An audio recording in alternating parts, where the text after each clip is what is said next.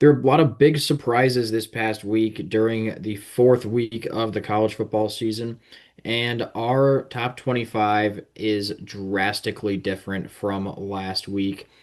We had Illinois as a top 10 team, and I'll just go ahead and say right now, Illinois is no longer ranked in our top 25. That was an abysmal performance, and they really have no reason to be ranked. Just because they were top 10 before does not mean that they should be in the poll now. A lot of other teams did drop out for us, so you're going to see a few new ones at the bottom. Starting at number 25, it's going to be Mississippi State making their debut in our poll. 4-0, had a pretty solid season so far, highlighted by the win against Arizona State, which is starting to look better and better as the Sun Devils just got a pretty big win of their own against Baylor. Arizona State just barely missing out on our top 25. We went head to head there to get Mississippi State in. Washington debuting at number 24. I think that the Huskies have been pretty underrated so far this year. They don't have any great resume wins. I think Colorado State's a decent team in the Mountain West. Win on the road over Washington State, blowing out their rivals, isn't terrible. They haven't done much to get ranked, but this is really just eye test as well as some of our preseason expectations here. And I do think that they're going to have a legitimate shot to beat Ohio State at home this coming weekend. 23 is the USC Trojans. Very much so liking this USC team. They got a solid win over Michigan State. We didn't have them ranked last week. The AP poll did. I think that they were pretty close for us, but I needed to see them beat Michigan State, who we are a little bit higher on than most people. I was impressed enough by that win to move them up into the rankings at 23. The next two teams are a couple of one-loss teams, but still have pretty good wins here and there.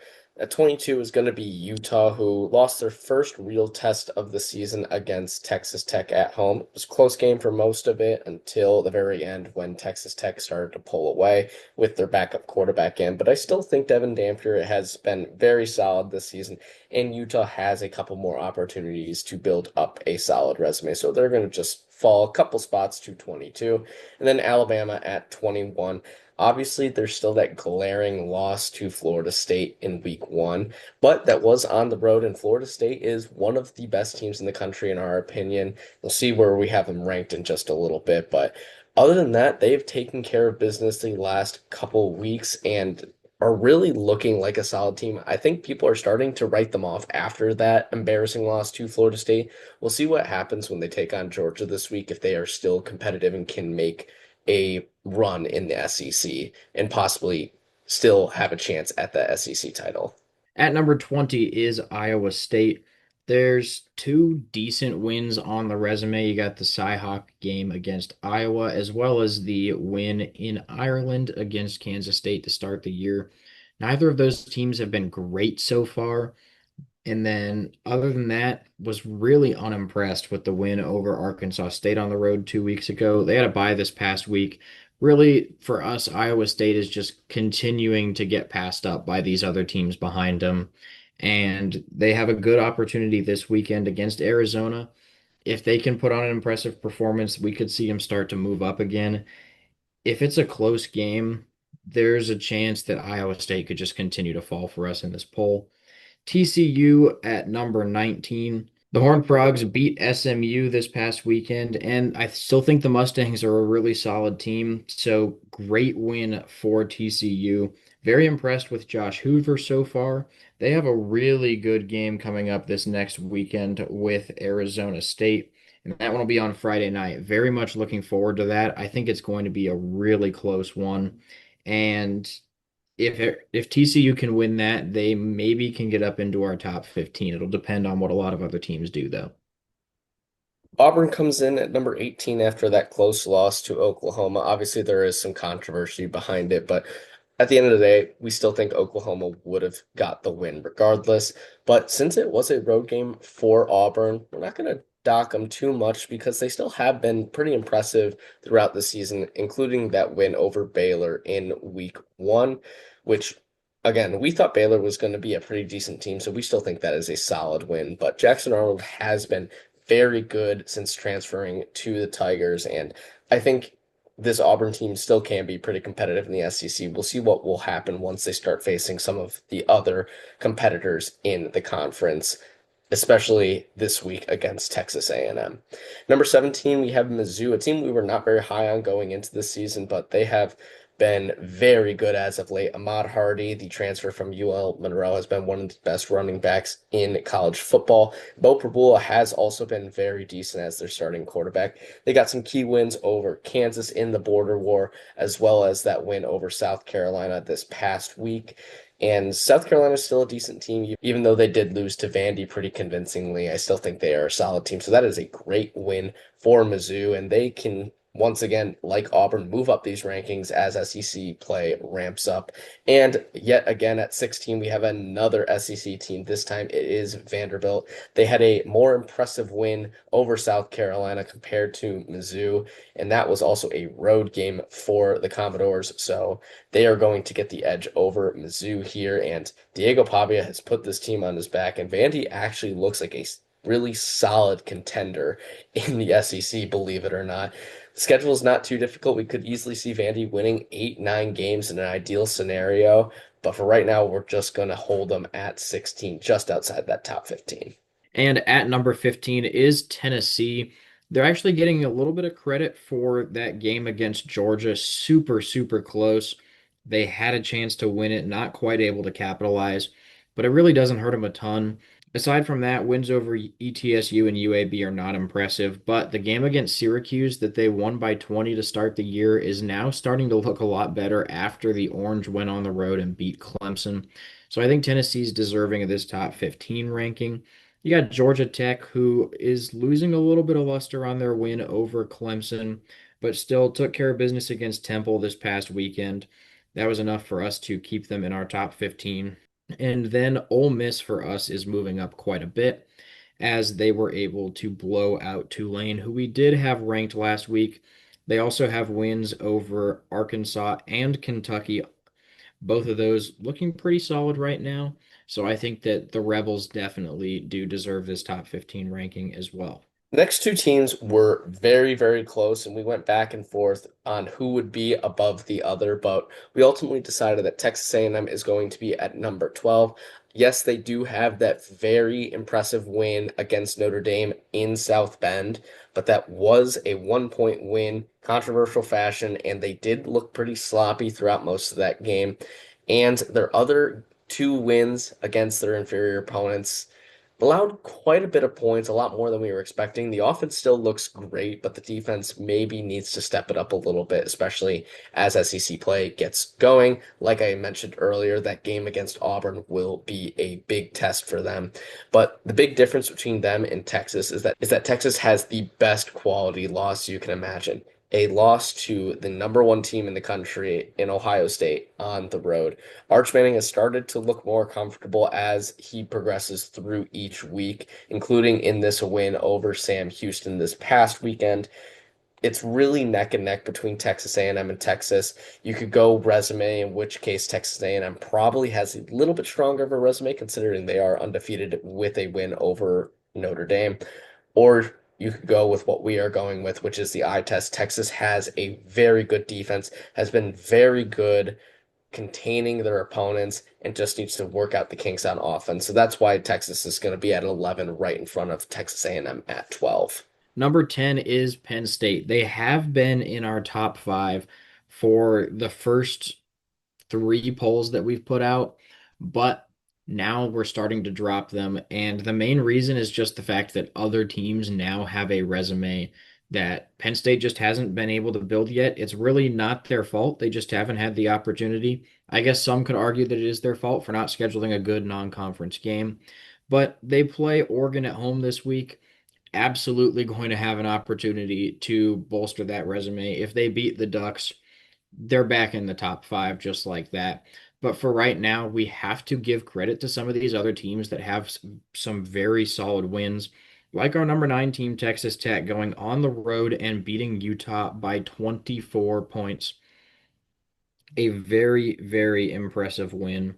And they did it with their backup quarterback near the end of the game after Baron Morton went down. This was a 3-point game, and Will Hammond, the backup, came in and got them three more touchdowns to pad the lead and secure the victory. Just a very impressive performance from Texas Tech overall, and I think that they definitely should be in the top 10 after what we've seen from them so far. Number 8 is going to be Florida State. Big impressive win over Alabama early on, and then have just taken care of business the last couple weeks. They don't really have a big test until Miami, but they do have an interesting game this weekend against Virginia. Could be an interesting trap game. Virginia always has some sort of upset potential at least once a year. But Florida State overall has been very explosive on offense. I've been very impressed with Thomas Castellanos and this Florida State team. I think as we see the season progress, we will really see if Florida State was just a one-off, kind of just getting back into a rhythm after such a bad year, or if they actually are a college football playoff contender this season. We will see as the season progresses, especially with this weekend against Virginia and the following weekend against Miami. At number 7, we have Oregon, a team that was skirting around our top 5. Hasn't really played anyone too good yet, but has been very dominant in all of their games, including against Oregon State and against Oklahoma State. Two of the lesser Power 4 teams or Power 4 equivalent teams for Oregon State.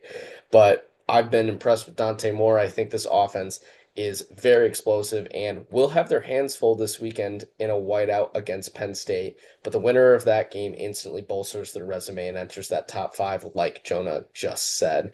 And then at number 6, the biggest jump in our poll is Indiana. Just a dominant win over Illinois. I'm going to quote Jonah here as he was saying Saturday night. Illinois looked like a high school team. It was that bad. Indiana was just having their way with this Illinois team that we thought very highly of, and they had no answers for Fernando Mendoza. He's been on an absolute tear these last 3 games. I really don't know what more you could ask for out of a team in a top 25 win, a top 10 win, no less. Indiana easily has one of the best resumes in the country with that win over Illinois, but not as good as our top 5 teams. And at number 5 is going to be LSU. They really have started losing some points on their resume as Clemson and Florida have continued to lose games. Now, they're not necessarily losing to bad teams. The Syracuse loss isn't great for Clemson, but they also lost to Georgia Tech as the other team other than LSU. And then Florida just lost to Miami this past weekend. Really, it hasn't helped LSU that their only other game against a FBS team was at home against Louisiana Tech, and they only won it by 16 points. So we did drop LSU from 3 to 5 because we've just been more impressed with the two teams in front of them so far. The first one at 4 is Oklahoma. They have two solid wins, just like LSU, but I am much more impressed with a win over Michigan, who narrowly missed our top 25 this week, as well as the win over Auburn, who is in the top 25. I just think that those are much better than anything we've seen from LSU so far. And as far as the other two games, they dominated both of those, including a road win over Temple 42-3. And then you look at Georgia. The game against Austin PA definitely hurts them because they didn't dominate that nearly as much as they should have. But their win over Tennessee on the road, I think, is what's keeping them up here above Oklahoma. We do have Tennessee ranked above Auburn, and it was a road game. So I think Georgia deserves to be over Oklahoma.